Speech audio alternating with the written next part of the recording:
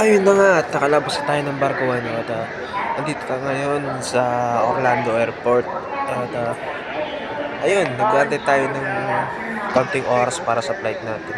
Meanwhile, So ngayon sa puntong ito nakapag-check-in kon bagay na kami at naglalakad kami ngayon, nakala mo yung tigasin sa airport. At sa wakas na may pahinturutan na tayong magdilata sa aeroplano at tamang nood muna tayo lilipad na.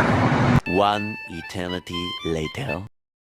At tayo na nga mga kaibigan at tayo'y malapit nang lumapag sa Los Angeles, California. So, ayan. Nagsisiliwanagan na yung mga paligid, ano. Hindi na puro madilim.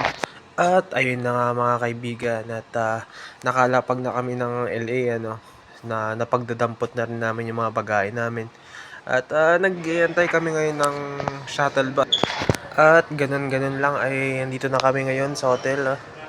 At nakuha ko na yung room number ko.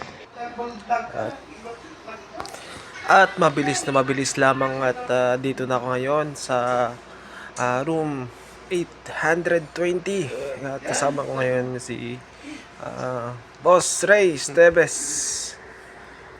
At ayun, at silip na tayo sa labas. Ang tahimik na, no?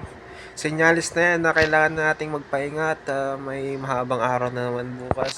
Pasampa kami ng navigator. Join kami ng alas 7. Kailangan namin magpahinga kasi medyo maaga-aga yung sampa namin.